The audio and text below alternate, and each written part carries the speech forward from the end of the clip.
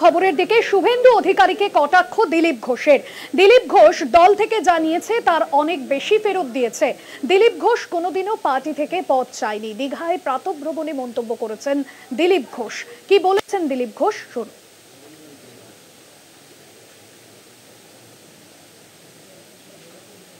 Discipline শেখাচ্ছে, হিন্দুত্ব শেখাচ্ছে। তাদের 5-10 বছরের আগের ইতিহাস দেখুন, তারা হিন্দুত্বের জন্য কী করেছে, বিজেপির জন্য কী করেছে, দেশের জন্য কী করেছে। তাদের জীবনের ত্যাগ কী সময় থেকে নিয়েছে, ওরা পার্টি থেকে নিয়েছে। দিলীপ ঘোষ পার্টি থেকে যা নিয়েছে তার অনেক গুণ দিয়েছে। দিলীপ ঘোষ পার্টি থেকে কোনোদিন সিট চায়নি, টিকিট চায়নি, কোনোদিন পদ চায়নি। পার্টির প্রয়োজন হয়েছে, আমাকে দায়িত্ব দিয়েছে, আমি করে দেখিয়েছি। যদি পার্টি আবার দায়িত্ব দেয় কোনো, আমি করে দেখাবো। বিজেপিতে দিলীপ ঘোষ খালি হাতে এসেছিল, খালি হাতেই যাবে। বোঝা নিয়ে আসেনি, বোঝা নিয়ে যাবে না। এটা দিলীপ ঘোষ, এটা বাংলার 10 কোটি লোক জানে। কিছু লোকের পেটে ব্যথা হয়, বিজনেস ধান্দা খারাপ হয়, তারা চেঁচামেচি করছেন। এতে কিছু বিজেপির যায় আসে না, সমাজের কিছু যায় আসে না।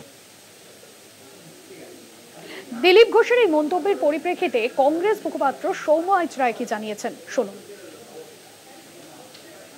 এটা হচ্ছে আরএসএস এর বড় নেতাদের আর কি একসঙ্গে আসা। মমতা বন্দ্যোপাধ্যায়, দিলীপ ঘোষ কাছাকাছি আসছে, আরো কাছাকাছি, আরো কাছে এসো। এটা আরএসএস আর কি। আরএসএস এর, উনিও আরএসএস এর পুরনো নেতা দিলীপ বাবু। আর মমতা বন্দ্যোপাধ্যায় আরএসএস এর দুর্গা। উনি আরএসএসকে বলেছিলেন আপনারা সব থেকে দেশপ্রেমিক সংগঠন, আর উনিও ওনাকেও বলেছিল আরএসএস এর দুর্গা। তো এই দুর্গার সাথে দেখা করতে এসছেন আর কি সব আরএসএস এর একই জায়গায়। শুভেন্দু বাবু আর ওই সুকান্ত বাবুরা যখন রাজনীতি অন্য জায়গায় করতেন, অনুপ্রেরণা করতেন, তখন পুরনো আরএসএস এর। দিলীপবাবু অনেক বড় নেতা আরএসএস এর, তাই বলে আরএসএস এর সাথে থাকবে।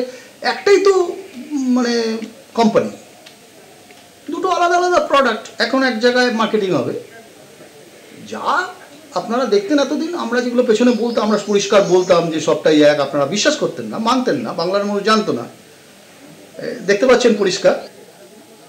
দিলীপ ঘোষের করা এই মন্তব্য কতটা তাৎপর্যপূর্ণ, ঠিক কি বার্তা দিতে চাইলেন দিলীপ ঘোষ জানবো। আমার সঙ্গে রয়েছেন নিউজরুম থেকে আমাদের বিশেষ প্রতিনিধি অঞ্জন রায়। অঞ্জনদা, গতকাল থেকে আমরা দেখেছি যে ঘটনা ঘটেছে, মানে শুভেন্দু অধিকারীর সনাতনী সভায় যোগ না দিয়ে মুখ্যমন্ত্রীর আমন্ত্রণে দিলীপ ঘোষ তিনি দীঘায় পৌঁছেছেন এবং তারপর থেকে একটা বিতর্ক চলছে কি হতে চলেছে। এখনো পর্যন্ত বঙ্গ বিজেপিতে এই বার্তাটা ঠিক কিভাবে দেওয়া হলো, দিলীপ ঘোষ তিনি যে মন্তব্য করলেন। দেখো, প্রথমেই বলি যে বঙ্গ বিজেপি খুব পরিষ্কারভাবে এই মুহূর্তে জানিয়ে দিয়েছে যে এটা একটা ব্যক্তিগত বিষয়। অর্থাৎ ব্যক্তিগতভাবে মুখ্যমন্ত্রী তাকে সস্ত্রীক আমন্ত্রণ জানিয়েছেন, তিনি ব্যক্তিগতভাবে সেখানে উপস্থিত হয়েছেন। বলতে পারো বিজেপির এই মুহূর্তে স্ট্যান্ড হচ্ছে যে এটা ব্যক্তিগত বিষয়। কিন্তু ব্যক্তিগত বিষয় বলে তো এটা ধামাচাপা দেওয়া যায় না, কারণ দিলীপ ঘোষ একটা রাজ্য বিজেপির একটা মুখ। তিনি সভাপতি থাকাকালীন এই রাজ্যে তারই নেতৃত্বে বলতে পারো 18টা সাংসদ এবং 77টা বিধায়ক হয়েছিল। সব জায়গা থেকে এই মুহূর্তে দিলীপ ঘোষ বাদ। তিনি সাংসদও নন, এমএলএও নন, তিনি দলের কোনো গুরুদায়িত্ব নেই এবং সর্বভারতীয় ক্ষেত্রে তিনি যে সহসভাপতি ছিলেন এই মুহূর্তে তিনি তাও নেই।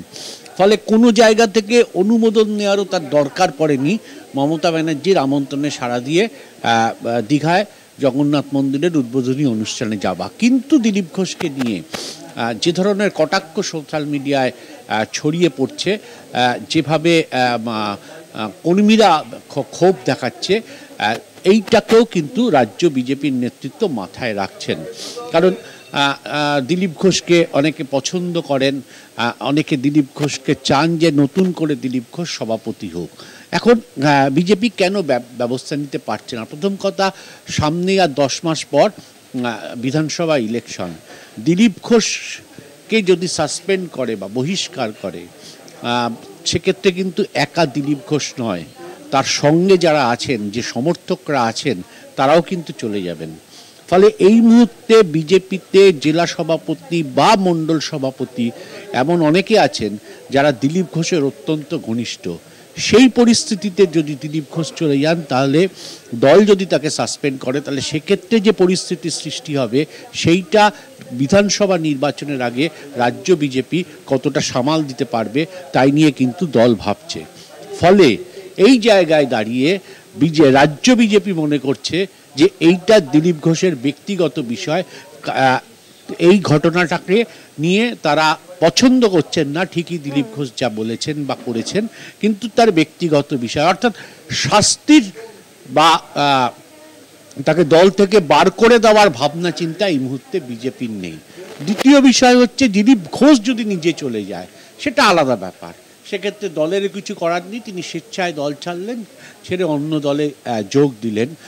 এখন পর্যন্ত সামগ্রিকভাবে রাজ্য বিজেপি স্ট্যান্ড এটা ব্যক্তিগত বিষয়, দল এটাকে গুরুত্ব দিতে চাইছেন না, তবে তিনি যা করেছেন সেই কাজটা ঠিক হয়নি।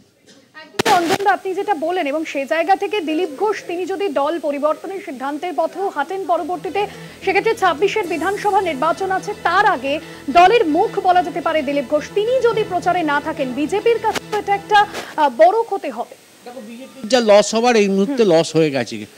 তিনি অরূপ বিশ্বাসকে পাশে দাঁড় করিয়ে, রাজ্যের মন্ত্রী পাশে দাঁড় করিয়ে তিনি দুহাত তুলে কালকে বলেছেন যে মুখ্যমন্ত্রী ভালো কাজ করছেন। যে বিজেপি প্রধান বিরোধী দল বলে নিজেদের দাবি করে, সেই বিজেপির একটা মুখ যদি বলেন মুখ্যমন্ত্রী ভালো কাজ করছেন, তাহলে সেখানে দাঁড়িয়ে নির্বাচনের সামনে দাঁড়িয়ে 26-এর বিধানসভা নির্বাচনের দাঁড়িয়ে বিজেপি কি করে মুখ্যমন্ত্রীর সমালোচনা করবেন? এটা হচ্ছে রাজ্য বিজেপির কাছে একটা বড় প্রশ্ন।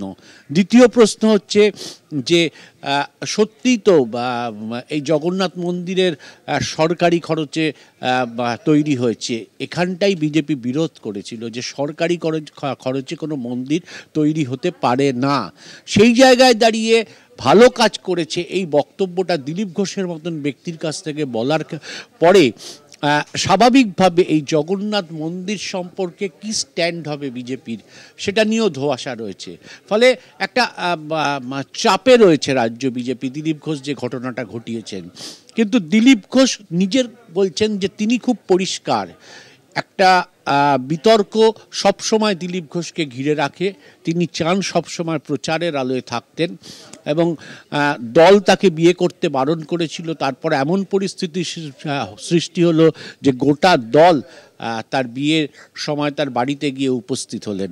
ফলে দিলীপ ঘোষ মনে করেন যে তিনি যেটা করছেন সেটা ঠিক করছেন, এই জায়গা থেকে দিলীপ ঘোষকে সরানো যায় না। কিন্তু এই মুহূর্তে দাঁড়িয়ে দিলীপ ঘোষের কালকে যাওয়া এবং পরবর্তী বক্তব্য নিঃসন্দেহে দলকে চাপে রেখেছে, এর থেকে বেরোনোর পথ বিজেপি খুঁজতে শুরু করেছে। ধন্যবাদ জানাবো অঞ্জন দা আপনাকে। আমাদের বিশেষ প্রতিনিধি অঞ্জন রায় ছিলেন আমাদের সঙ্গে নিউজ রুম থেকে।